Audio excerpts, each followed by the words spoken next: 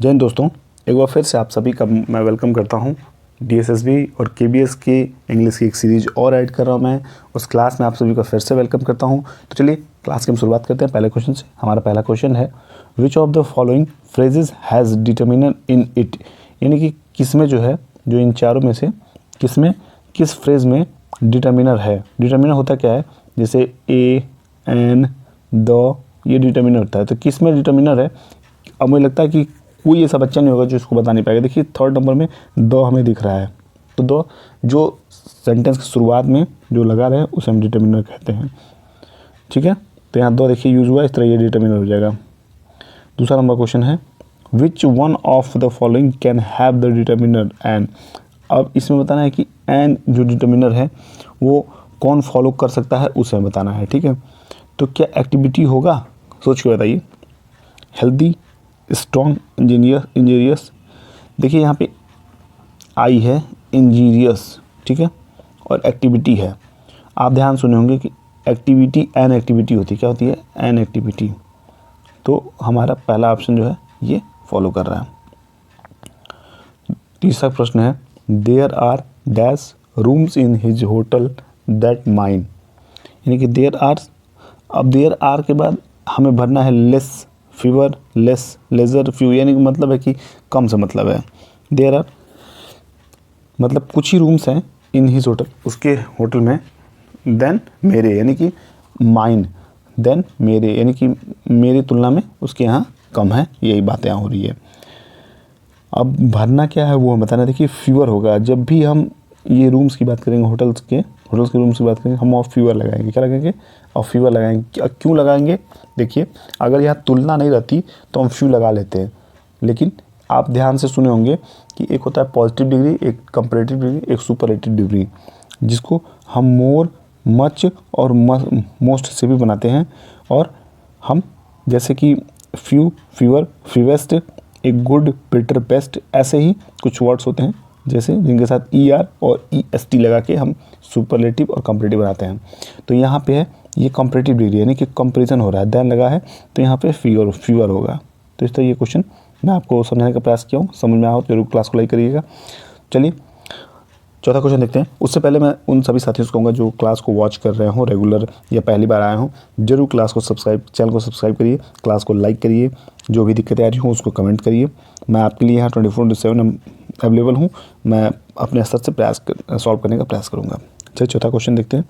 He has read these books than I. ध्यान देखिए यहाँ भी कंपैरेटिव है, कंपैरेटिव सेंटेंस है, यानी कंपैरेटिव वर्ड है, तो एक कंपैरेटिव डिग्री यूज होगा। लेस होगा नहीं, फ्यू होगा नहीं, या तो लेज़र होगा या तो फ्यूअर होगा।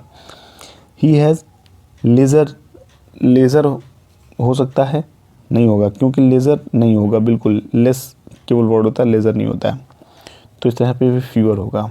फीवर यानी कि कम की बात हो रहा है, कम की बात कर रहा है। ही हैज़ रीड फीवर, यानी कि वो बुक करता है, पढ़ता है। रीड फीवर यानी कम्स बुक, देन आई, यानी कि मेरी तुलना में कम बुक पढ़ता है। बचा प्रश्न है, you can choose the better, you can choose the better of dash of these pens. अब बताना इसमें है कि देखिए बेटर ऑफ, यहाँ पे क्या हम लगाएंगे, मैनी बिल्कुल नहीं होगा, better of many of this pen नहीं हो सकता है, सम नहीं होगा, यहाँ पे बोथ होगा, क्योंकि चूज़ करना है तो बोथ, हम बोथ मतलब जितना है उतने से हम चूज़ करेंगे ना, ऑफ दीज पेन्स। ठीक है, तो इस तरह हमारा बोथ जो है सही हो जाएगा ऑप्शन। छोटा प्रश्न है, nowadays dash sales of woollen garments are an but they do not last long. ठीक है, तो यहाँ पे नाउअडेज इस समय की बात कर रहा है। अब जो है सेल्स ऑफ वूलन गारमेंट्स यानी कि जो बिक्री है गर्म कपड़ों की, आर एन, यानी कि आर एन यहाँ कुछ छूट रहा है, जो कि कुछ छूट रहा है, मिस फॉल्ट हुआ यहाँ पे। But they do not last long, यानी कि वे जो है हमेशा के नहीं रहेंगे, लेकिन वे हमेशा के नहीं रहेंगे। अब यही इसमें भरना है। तो सेंटेंस पूरा तो मैं बता दें, लेकिन चलिए इसको अगर हम थोड़ा सा अवॉइड भी करें तभी हम सेंटेंस को फिल करने का प्रयास करते हैं। तो यहाँ पे जो हो जाएगा, ये हो जाएगा अ लॉट ऑफ, क्या हो जाएगा, Nowadays a lot of sales of woolen garments are an। अच्छा आर एन यहाँ पे जो मिस फॉल्ट है देखिए, इसको आप छोड़िए, हटाइए, अ लॉट ऑफ हो जाएगा यहाँ पे। हम सीधे देखते हैं, यह ऑप्शन जो है अ लॉट ऑफ यहाँ पे सेट हो जाएगा।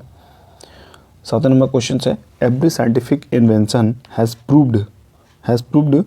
अब यहाँ पे देखिए कि प्रूव्ड हो चुका है। एवरी साइंटिफिक इन्वेंशन कि जो भी साइंटिफिक इन्वेंशन होता है वो साबित हो चुका है।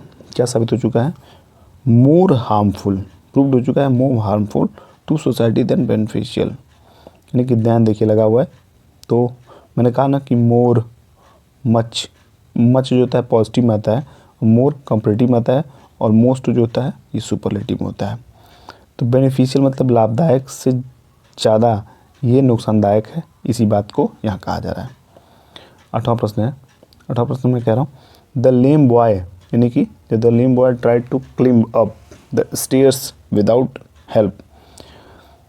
यहाँ समझिएगा कि बात हो रही है कि ये ट्राइड करता है, लेम बॉय जो है ट्राइड करता है टू क्लिम्ब अप यानी कि चढ़ने का, द स्टेयर्स यानी कि वो सीढ़ियों पे, without help, without any help होगा यहाँ पे, क्योंकि सम हेल्प होता नहीं है, लिटिल हेल्प होता नहीं, मैनी हेल्प होता नहीं है, एनी होता है। हेल्प के साथ हमेशा एनी का यूज होता है। 9वां नंबर क्वेश्चन है सी स्पेंट।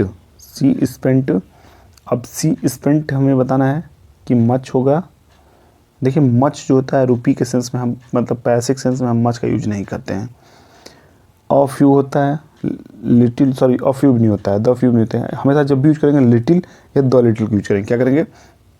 मनी के सेंस में हम लिटिल और द लिटिल का यूज करेंगे। जैसे द लिटिल का मतलब होता है कि थोड़े से ज़्यादा, और लिटिल का मतलब होता है थोड़ा। और अगर आता है कि अ लिटिल का मतलब इतना कि जितना बिल्कुल मिनिमम हो सके, तो बात इसकी आती है यहाँ पे। तो यहाँ पे जो सेंस हो जाएगा वो द लिटिल आ जाएगा। She spent the little amount of money she had, यानी कि जो उसके पास था उसमें से बहुत ही ना के बराबर खर्च किया उसने। इस सीरीज का 10वां प्रश्न और आखिरी प्रश्न, how dash horses were they running in the last race? Many, any, much, some. क्या हो जाएगा?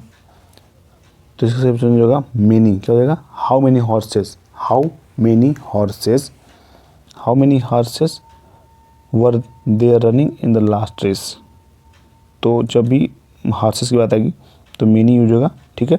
सम होगा नहीं, मच होगा नहीं, क्योंकि यहाँ पे हम गिन सकते हैं इसको, तो मच नहीं होगा, एनी नहीं होगा, क्योंकि यहाँ बात हो रही है कि कितने, यानी कि कितने घोड़े की बात हो रही है।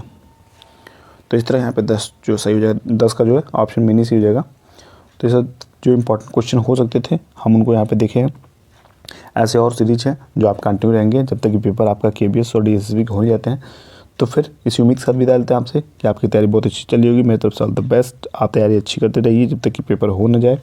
फिर मिलते अगली क्लास में, तब तक के लिए बाय बाय, टेक केयर।